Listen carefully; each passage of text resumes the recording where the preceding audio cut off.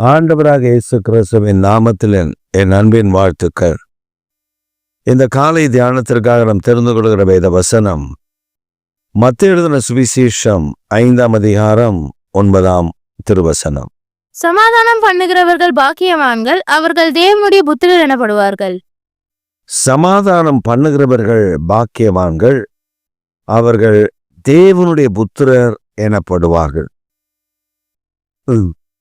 பிரியமானவர்களே, ஆண்டவர் நம்மை அழைத்தது சமாதானம் பண்ணும்படி.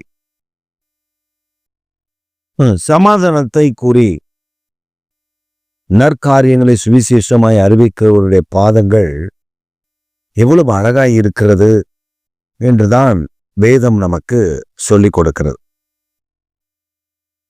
பலர் சமாதானம் என்று வாயில் சொல்லுவார்கள், ஆனால் யுத்தத்திற்கு நிற்பார்கள். ஆனால் கர்த்தர் நமக்கு தந்திருக்கிற கிருபை, வரம், தயவு என்னவென்றால் மற்றவர்களுக்கு சமாதானத்தை ஏற்படுத்த வேண்டும் என்பதுதான்.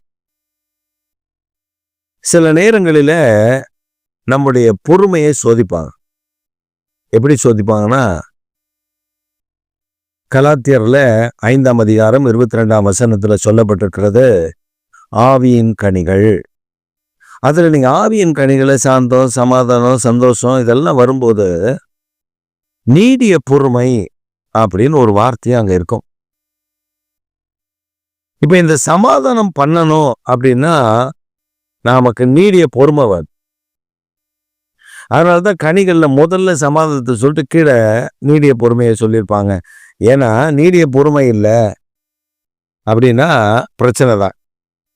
நம்ம சமாதானம் பண்ணுகிறவர்களாக இருப்போம், ஆனா நமக்கு யுத்தத்தை கிளப்பி விடுறதுக்கு ஒரு கூட்டம் அங்க நிற்கும்.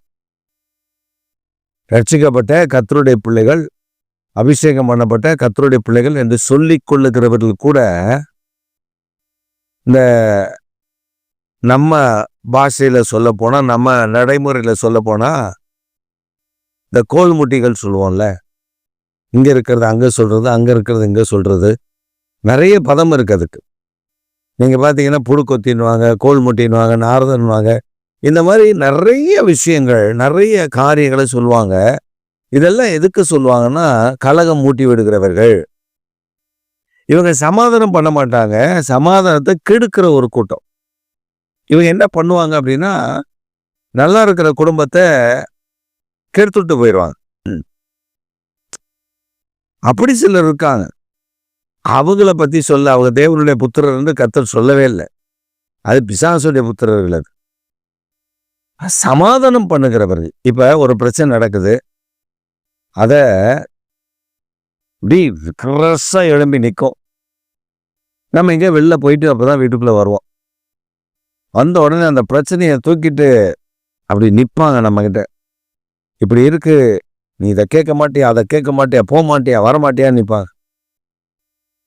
நம்ம என்ன பண்ணணும்னா, அவங்க யாரு மேல பழி சொல்றாங்களோ அது நடந்திருக்கும், அந்த பிரச்சனை உண்மைதான். ஆனா முதல்ல இவங்களை சமாதானப்படுத்தணும். கர்த்தர் பார்த்து கொள்வார், வா அமைதியா இரு, ஒன்றும் பிரச்சனை இல்லை, நம்ம ஆண்டவர் கூட இருக்காருல்ல, இதெல்லாம் பார்த்துக்குவாரு, இதெல்லாம் நடத்துவாரு அப்படின்னு அவங்கள சமாதானப்படுத்தி, அவங்கள ஆறுதல் படுத்தி, அவங்கள அப்படி ஸ்மூத்தா போக வச்சுட்டோன்னு வச்சுக்கோங்களேன், அவங்க தான் தேவனுடைய புத்திரர். அப்படிப்பட்டவர் தான் தேவனுடைய புத்திரர் இருக்க முடியும். அதுக்கு தகுதி அவங்களுக்கு அதான். ஆனா சில நேரத்துல நம்ம போய் நின்று, ஆமா எனக்கு நான் பார்த்தேங்க, நான் பார்த்தேன், அவன் இதை இப்படிதான் பேசலாம், இப்படி சொன்னா, நான் கூட காதல கேட்டேனே அப்படின்னு நடக்காததை, இல்லாததை இருப்பதை போல கட்டி கட்டி விட்டு பேசுகிற காரியங்கள் எல்லாம் அதுதான் பிரச்சனையை கொண்டு வரும். அதான் பிரச்சனையை கொண்டு வரும். நாம தேவனாகிய கர்த்தர் நமக்கு கற்றுக் கொடுத்துருக்கா. முன் பாதை என்னது, என்ன கொடுத்துருக்காரு? வெளியில இயேசுவின் சீசர்களை பிடிச்சி கட்டுங்கடா, அடிங்கடா, வெட்டுங்கடா, குத்துங்கடான்ட்டு சொல்லியிருக்காங்க. ஆனா இயேசு கிறிஸ்து மரித்து 3ஆம் நாள் உயிரோடு கூட எழும்பிட்டார். இப்ப சீசர்கள் எல்லாம் பயந்து போய் ஒரு இடத்துல உள்ள உட்காந்து கதவெல்லாம் பூட்டிட்டான். எல்லாம் பூட்டிட்டான். உள்ள இருக்காங்க மக்கள், உள்ள உட்கார்ந்துருக்கு எல்லா சீசர்களாம். எல்லாம் அமைதியாக பேசுகிறான். அந்நிய பாஷையை அமைதியாக தான் ஜெபம் பண்ணுவான். ஜெபம் பண்ணுறது சத்தம் போடாமல் தான் ஜெபம் பண்ணுவான் அமைதியாக. ஏன்னா வெளில தெரிஞ்சா அவன் தூக்கிட்டு போயிடுவான். அவ்வளவுதான். ஏன்னா இவங்க ஏற்கனவே 4-5 முறை அடி வாங்கியாச்சு. இப்ப சீசன்ல அப்படி உட்கார்ந்துருக்கும் போது வேதம் ரொம்ப தெளிவா சொல்லுது, பூட்டப்பட்ட அறைக்குள்ள இயேசு வந்து அவர்களை பார்த்து சொல்லுகிறார், உங்களுக்கு சமாதானம். பீஸ் பி அப்பான் யூ, உங்களுக்கு சமாதானம். ஏன் ஆண்டவர் சமாதானம் சொன்னார் தெரியுமா? அவ்வளோ பயத்தில் இருக்காங்க. கவலைப்படாதே, உங்களுக்கு சமாதானம். அப்ப இயேசு சொல்றார், நீங்க ஒரு இடத்துக்கு போறீங்க, அந்த வீட்டுல அவங்கள பார்க்கும்போது அவங்களுக்கு சமாதானம் சொல்லுங்க.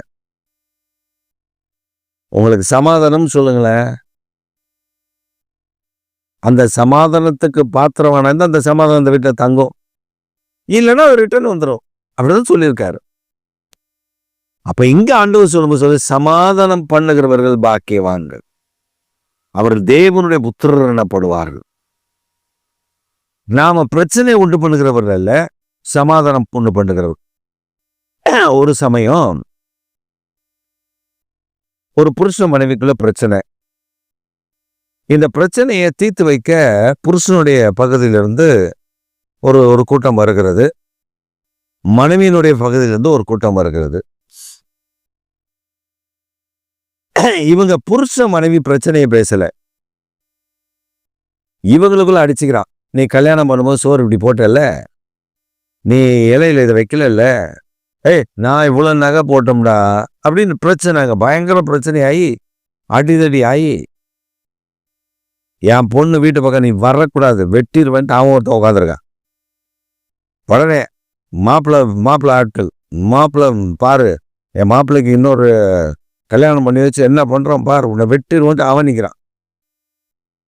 இந்த பிரச்சனை எல்லாம் முடிஞ்சு பொண்ணு ஒரு பக்கம், பொண்ணுன்னா பொண்ணு இல்லை, அவன் வயசு கொஞ்சம் அதிகம்தான், அவங்களுக்கு சின்ன குழந்தைகள், அவங்களுக்கு ஒரு வயசுலாம் சின்ன சின்ன பிள்ளைங்க தான். பிரச்சனை, ஓவர் பிரச்சனை. டைவர்ஸ்க்கு அப்ளை பண்ணிட்டாங்க. அதுக்கு அங்கே அவங்க இருந்ததான பகுதியில் இருந்த தலைவர்கள் எல்லாம் கூடி பேசி சமாதானம் பண்ணுறாங்க. அது எப்படி முடியாதுங்க, அவளை வெட்டிடுவாங்க அப்படின்னு. உடனே அந்த அம்மா, அவன் வெட்டினா நான் சும்மா இருப்பானா, நான் வெட்டிடுவேங்க அவனை அப்படின்னு இந்த அம்மா நிற்குது. இந்த பிரச்சனை இப்படி ஓடிட்டே இருக்கு. அப்போ நாங்கள் வந்து அந்த பகுதியில் ஊழியத்துக்கு போயிருந்தப்போ எங்களுக்கு இந்த செய்தியை கொண்டு வந்து சொல்கிறாங்க. அவங்க வந்து எந்த ஒரு அனுபவம் இல்லை, ஆனால் ஊழியக்காரங்க நீங்கள் வந்தீங்கன்னா நல்லாயிருக்கும், நீங்கள் தயவுசெய்து வந்து அந்த குடும்பத்தை, பாவம் சின்ன பிள்ளைங்க, குடும்பத்தில் சமாதானம் பண்ணி வச்சிங்கன்னா நல்லாயிருக்கும் அப்படின்னு சொல்லி அவங்க வந்து ஒரு ஒரு ஒரு ஒரு கூட்டத்தை அவங்கள நல்ல விரும்பிகள் அவங்க வந்து சொல்கிறாங்க. அப்போ நான் சொல்கிறேன், சரி நான் வரேன், ஆனால் ஒன்று, நான் சொல்கிறத அவங்க கேட்கணும்.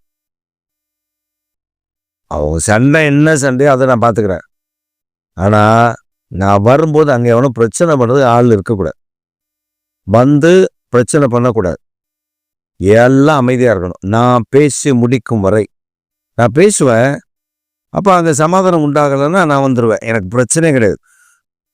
ஆனால் அங்கே குழப்பத்தை உண்டு பண்ணுறோம், அவங்க உட்காந்துருக்கக்கூடாது, அவங்க வீட்டு ஆள் இருக்கக்கூடாது, இவங்க வீட்டு ஆள் கூட, அவங்க 2 பேர் மட்டும் தான் நான் சந்திக்கணும். சரின்னு இவங்க போனவங்க சொல்லிட்டாங்க, ஒரு ஊழியக்கார் வராரு, இப்படி சொல்லியிருக்காரு, அதெல்லாம் பார்க்கலாம், ஏன் வந்தாலும் எங்களை ஒன்றும் செய்ய முடியாது அப்படின்னு அந்த குடும்பம். அப்புறம் நாங்கள் போகிறோம், நான் என் கூட இன்னொரு 2 பேர் வராங்க. நாங்கள் தனியாக தான், அந்த அந்த அந்த கோஷ்டிலாம் அங்கங்கே இருக்குது. நான் கேட்டேன், இவங்களாம் யார்? அப்போ நான் சொன்னேன், நீங்களாம் கொஞ்சம் வெளியே இருங்க. என்னை முறைச்சாங்க. நான் அவங்க 2 பேரும் வாழணும்னு நீங்கள் விரும்பினா நீங்கள் வெளில இருங்க, இல்லை நாங்கள் பிரச்சனை பண்ணுவோம், பிரச்சனைக்கு தான் வந்திருக்கோம்னா உள்ளே இருங்க, நான் போகிறேன். அப்போ அங்கே எல்லாம் யாரோ ஒருத்தர் வந்து அவர் தான் சொல்கிறாருல்ல, வாங்க வெளில வாங்க, அவங்க 2 பேரும் சமாதானம் ஆகிறான்னு பார்ப்போம் அப்படின்ட்டான். நாங்கள் இங்கே ஜோம் பண்ணிட்டு தான் போயிருக்கோம். அவங்களுக்காக நல்லா ஜோம் பண்ணிட்டு ஆண்டவரே என்ன செய்யணும் ஆவியானவர் சொல்லி கொடுத்தபடி தான் போனோம். அப்போ அவங்க 2 பேரையும் மட்டும் கூப்பிட்டோம். அவர் இப்படி முறைச்சிட்டு இப்படி நின்னார், அந்த அம்மா அப்படி முறைச்சிட்டு நினைச்சு 2 பேரும் தனித்தனியாக தான் உட்கார வச்சோம். தனித்தனியாக உட்காருங்க உட்காந்தாங்க. நாங்கள் உட்காந்து அவங்க பிரச்சனையெல்லாம் கேட்கல. நீங்கள் டைவர்ஸ் ஆக போகிறீங்க தானே? ஆமாம் ஆக போகிறோம். அந்த அம்மா கிட்ட கேட்டேன், நீங்கள் வாழ விரும்பல இவர் கூட? அவர்கிட்ட கேட்டா அவரு அப்படின்னு. சரி, உங்களுக்கு கல்யாணம் எங்கே நடந்துச்சு? சர்ச்சு. சரி, இப்போ நீங்கள் டைவர்ஸ் வேணும்ல? ஆமாம்.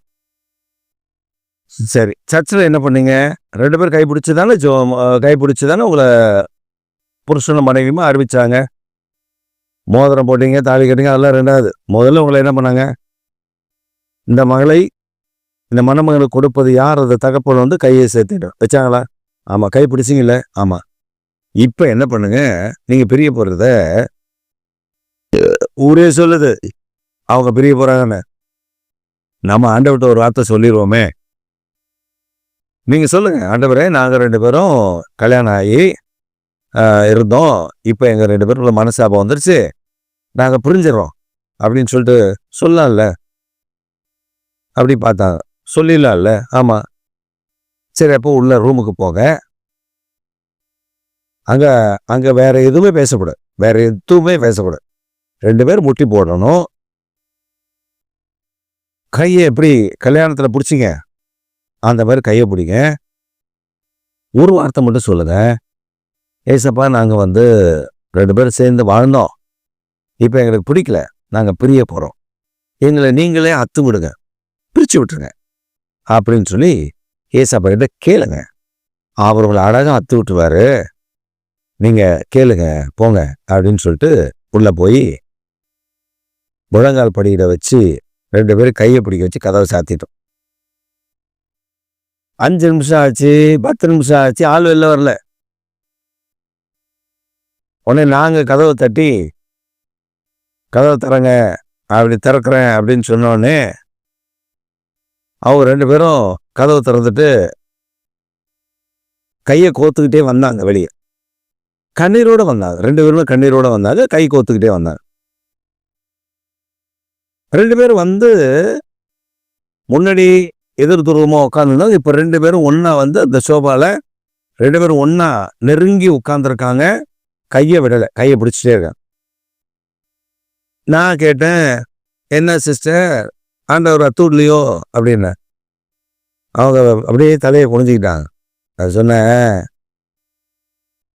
கர்த்தர் இணைச்சது மனிதன் பிரிக்கக்கூடாது, அதனால் நீங்கள் நல்லா இருக்கணும், அதான் தேவனுடைய விருப்பம். இப்போ என்ன சொல்கிறீங்க அப்படின்னு.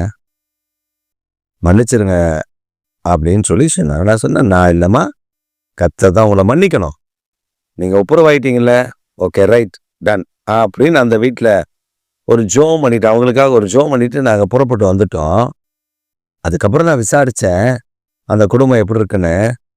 அவங்க இருந்த இடத்துலேருந்து இன்னொரு இடத்துல போய் வீடு வாங்கி லேண்டு வாங்கி வீடு கட்டி அவங்க நல்ல சந்தோஷமான ஒரு வாழ்க்கை வாழுகிறத அந்த ஊர் மக்கள் சாட்சி கொடுத்தாங்க. அதான் நமக்கு வேணும். நாம சமாதானம் பண்ணுகிறவர்களாக இருக்கணும். அப்படியா? புரியணுமா? ரைட்டு. நம்ம வரோம், எவ்வளோ காணிக்கை கொடுத்துருவாங்க, எது பண்ணுவாங்க, அது பண்ணுவாங்க, இதெல்லாம் கொடுப்பாங்களா? அப்போ தான் நான் வருவேன். இதெல்லாம் ஒன்றும் இல்லை. கர்த்தர் இலவசமாய் கொடுத்தா நாம் சமாதானம் பண்ணும்படி இலவசமாய் போய் செய்யணும். அதை செய்ய கர்த்தர் உதவி செய்ய நமக்கு திராணி கொடுத்தா நாம தான் தேவனுடைய புத்திரர்கள். இப்போ உங்களுக்கு புரிஞ்சிருக்கும்னு நினைக்கிறேன். அதனால நீங்கள் தான் தேவனுடைய புத்திரர்கள். நீங்கள் நினைப்பீங்க, அவங்க பிரச்சனையாக இருந்தப்போ நாம் தான் போய் சொன்னேன், இப்போ அவங்களாம் ஒன்றாயிட்டு என்ன பகைக்கிறாங்க. கவலைப்படாதீங்க, நீங்கள் தான் தேவனுடைய புத்திரர்கள். சமாதானம் பண்ணீங்கல்ல, நீங்கள் பாக்கியவான்கள். கர்த்தர் உங்களை பாக்கியவான் பாக்கியவதே என்று இன்றைக்கு உங்களை பார்த்து அழைக்கிறார். ஆமென்.